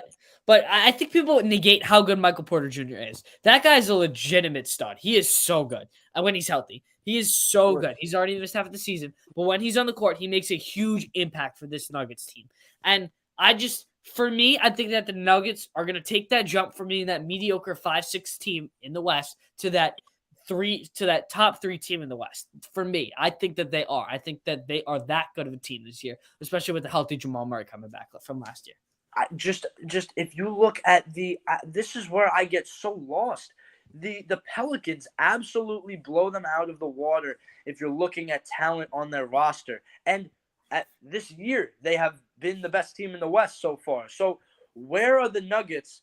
How are they going to jump the Grizzlies? I mean, we're in agreement that they don't. How are they jumping the Pelicans? They're not. That's why I said that they're a top 3 team in the West. I said that at the beginning. You just said you wanted them at the first team in that Cavs tier. Yeah. I think that they're very close with the Pelicans. They're almost interchangeable. They're very close. So I'm going. Ben, you go. Yeah, I'll throw this out there. I mean, you want to talk interchangeable? I don't think they're interchangeable with the Pelicans. They're kind of interchangeable with the Suns, but I'm definitely leaning towards Phoenix. So I think if we had the Pelicans over the Suns in that Cavs category, we at least have to give Freeman the Nuggets being at the bottom of the category. But guys, once again, Jokic was my MVP pick at the start of the season. He was my MVP pick last week or 2 weeks. I think it was last week we did it. And I think he's the best player in the world at basketball. The things he does for this team are unreal. I mean, hey, and I'll even say it. The surrounding cast is not great.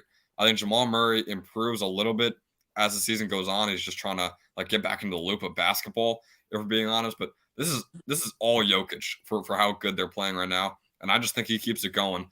But yeah, I think they're definitely 4th in that Cavs tier. Freeman, you had something?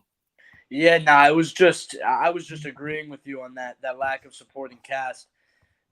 I guess if you put them at the last end of this Cavs tier, I would be okay with it. But they're so inexperienced, or they're so unproven. Actually, no, they've proven to be completely fraudulent. You want to talk about a fraudulent team? Look at the Nuggets in the playoffs in the past 3 years. They have done absolutely nothing, flopped every year. There's really no change in their roster from year to year. They're where they should be. They should not even be thought of as better than the Suns, Pelicans, and Cavs. Yeah, and even the finals contender. I mean, Jock, I know you switched over almost immediately, but I think talking Bucks, Grizzlies, and Celtics in the same category as the Denver Nuggets is almost blasphemy to those Yeah. three teams, if we're being honest. But yeah, I think Nuggets going in that Cavs tier makes a lot of sense. I think those four teams should round it out in the Cavs tier. We'll move on to the next team. We had a whole spicy guac take dedicated to them and the Suns as well. The Portland Trailblazers. So, Jock, I'll throw it to you first. Where are you putting them? I think that the Blazers are playoff locks. Hear me out. I think that this team is really that good this year. I think that to say that the Blazers are hopeful, I think that they're very close between hopeful and locks. I would put them, for me, if I'm looking at strengths over there, I would put them above the Warriors in the playoff locks. But if you were to say that they were at the top of postseason hopefuls, I would say okay. I would be fine with that as well. Freeman? Yeah, I would have them at the bottom of playoff locks. I slight overreaction there. You know what? I think putting them in the same. I think I would have them about even with the Warriors. Obviously, Yeah, the Blazers have I agree with outperformed them completely this year, but the Warriors just that proven talent, the proven ability to step up in the big games. So I think right at the end of playoff locks is okay with me. I agree.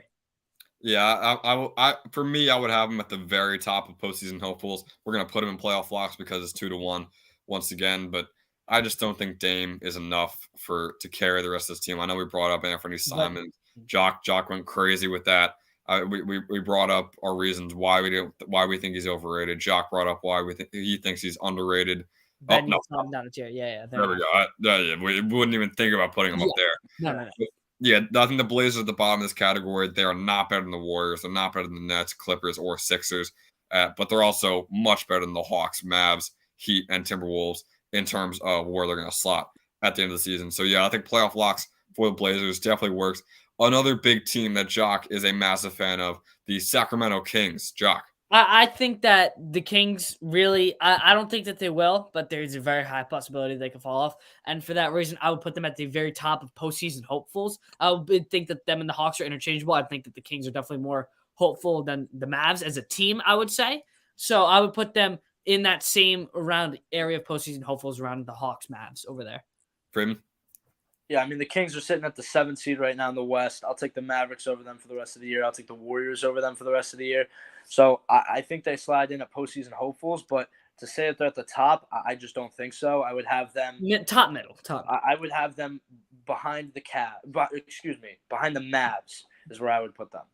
It's close. All right, that's fine. I could put them in the middle, in between Mavs and Heat. I could say that. I even think there's a debate with the Heat, but yeah, I'm very fine with putting them between the Mavs and the Heat. Yeah, I mean the Kings. They played incredible to start the season. They're kind of tapering off a little bit in the past few games, and I think it slowly continues. So definitely playing team is what we could be expecting, but to make the playoffs is definitely a hope for right now for Sacramento. I just have two questions real quick on like the left to right because it's just bothering me. Can we move the Lakers down, please? I do not want to see them like any higher. Can we move them back a couple spots, please, to the right? Absolutely. Are we on agreement there? Absolutely not. Where would you move them behind? The Hornets. I'd move the Hornets up one. Hold on. I'd move the Hornets up one. I think that they should at least move back one. I would say because I said that the Thunder were a tank for Wemby team, I would keep them there. So I would put the Hornets over them. So you're telling me right now, you believe that the Lakers are not sniffing the playoffs this year. But the Hornets and Thunder are? What are you trying to say? The Hornets are. How should I word this? They're 4 Matt, games you want to go ahead worse. first and let me think, Matt? Let me get my thoughts together. You can go I ahead. can go too, Matt. Much to think about. The Hornets are, in my opinion, a borderline tank for Wemby team. The Lakers have some. The sort Lakers of are playoff hope. too. The Lakers are. So you are telling me right now you believe that the Lakers belong in the same category as the Pistons, Rockets, and Magic? Close, but no. So then you just okay. Well, I'm glad we That's got. why rid of I that think that so they should quickly. move down at least a spot, if not two. You're telling me you believe that the Hornets are better than the Lakers this year? Yes, with a healthy LaMelo, 100%. But okay, again, this is not fantasy land. There is no healthy LaMelo right now. You So think that, LaMelo's not on the court, no. But again, you think at the end of this year, the Hornets will be ahead of the Lakers? It's very close. Like, let me get a yes or a no, because you're very. All right, fine. We can leave them there. Fine. Okay. Yeah, I don't think we should move him at all. I mean, I don't want to be that guy to say stuff like this because there's no facts around it. But I mean, it's still LeBron James, Anthony Davis is. You're absolutely right. And then real quick, one more, a real agreement. The Nets, I think, are over the Clippers is the one thing I think we should move as well. I don't necessarily think so. I've been a huge advocate for the Clippers. I think that the Nets are more of a lock for the playoffs than the Clippers are. I would agree. I'm with Jock on that. That's the only other thing I think we should change. Other than that, I like where we're at. Yeah, I'm fine with this for right now. And maybe Bucks over Grizzlies for finals contenders. But other than that, we could do it all at the end if we really want to. Next team we have the San Antonio Spurs. Jock. tank for Wemby. That's it. Yep. Freeman. Yeah. Yeah, they're tank for Wemby for sure. The Toronto Raptors are our next team. I think that they're a postseason hopeful team. I think that they're right in between the Heat and the Wolves. I think that, I think that they're a postseason hopeful team. I think that they could squeak in. I think that they are right in that same tier as the Knicks and Pacers, and I think that they're a little bit above my Knicks and the Pacers. So yeah, I would put them at the bottom of postseason hopefuls. Freeman. Yeah, you know what? I disagree. I'm not really sure why I had such a strong reaction. I agree with that, actually. I'll put them right in the postseason hopefuls. I'm a little bit more optimistic with them than other people are, I guess. I would have them probably in between the Kings and the Mavericks. I think that this team is really going to grind it out. Oh, absolutely. I think the Knicks are going to fall off. We've already said that. And I believe the Pacers are going to fall off, which would have the Raptors as the 8th seed. So I think they're definitely a strong postseason hopeful. I'm going to have to agree with you there, and on the placement too, Freeman. I think between the maybe the Kings and the Heat. I'd be fine with that. I think I'd be fine with that. I think that they're between Heat and Wolves, but no, I'm going to go.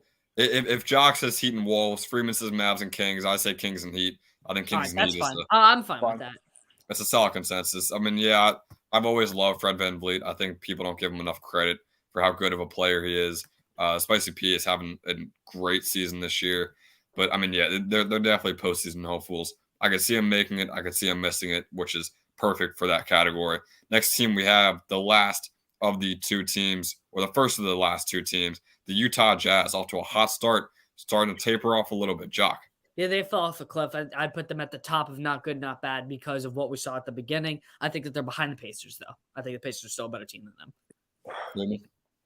I would put them towards the bottom of not good, not bad. I would have them, to be honest with you, I'd have them near the Lakers at this point. I mean, the Lakers are only 2.5 games back from the Jazz. The Lakers are a better roster, and the Jazz did have that great start to their year, but you have to weigh that just as much as this incredible collapse. The Lakers are playing their best basketball now. The Jazz are playing their worst basketball now. So I expect the Lakers to be around or better than the Jazz by the end of this year. So I would have the Lakers ahead of the Jazz, but if they're touching each other, it's okay. I would completely agree. I'm gonna put. So yeah, I actually completely agree. So can we meet in the middle and put them ahead of the Lakers, behind the Bulls? Can we meet there in between that? I thought that's what we were all saying. So yeah, I mean that's I exactly. think Lakers could be ahead of them. I'm fine with that. No, they're 2.5 games back. The Lakers are playing great basketball. The Jazz are playing not to great me, basketball. no. To me, no. If you want to, it's fine. Just for me, no. I'm gonna. Yeah, I think the Jazz. I don't hate it. For me, it's not that way, but I don't hate that. I just briefly explain why. Because the Lakers, they have the star power that blow the Jazz out of the water, and they're finally starting to figure it out. So you have to assume they're going to continue to play better and better as they figure it out. Yeah, and I mean the Jazz got off to a hot start, but it's not like they're gonna improve throughout the year. I mean, if you look at the roster, like these are not like it's superstars or stars. It's neither of those. Everyone was talking about Lauri Markkanen, an all-star at the beginning of the year, which was so fun. He's still been playing great, but I mean he's starting to look a little bit more like Lauri Markkanen, if we're being honest. Yeah. So yeah, this Utah Jazz team definitely falling off a cliff. I think where we have them is perfect in that middle section of not good, not bad. Final team, bit anticlimactic, not much to really talk about here. It's the Washington Wizards, possibly the most boring team in the NBA. Jock. I see the perfect spot for them, and it is right in between the Utah Jazz and the Charlotte Hornets, and that's where I think they should go. Freeman? Oh, yeah, I guess that's where I can slot them. I think, yeah, that's fine. I completely agree with you guys too. Good to end it on a consensus. So right there is our NBA team tier list. I'll go full screen just so all the people can see. There it is. Let me take the banner away. That is our full NBA team tier list from finals contenders all the way down to tanking for Victor Wembanyama. And I think that is going to do it for the stream here today. So Joe's Knows Basketball, episode 9 is in the wraps. Giacomo Imperiale, Matt Freeman. I've been your host, Ben Chadwick. Thanks for watching.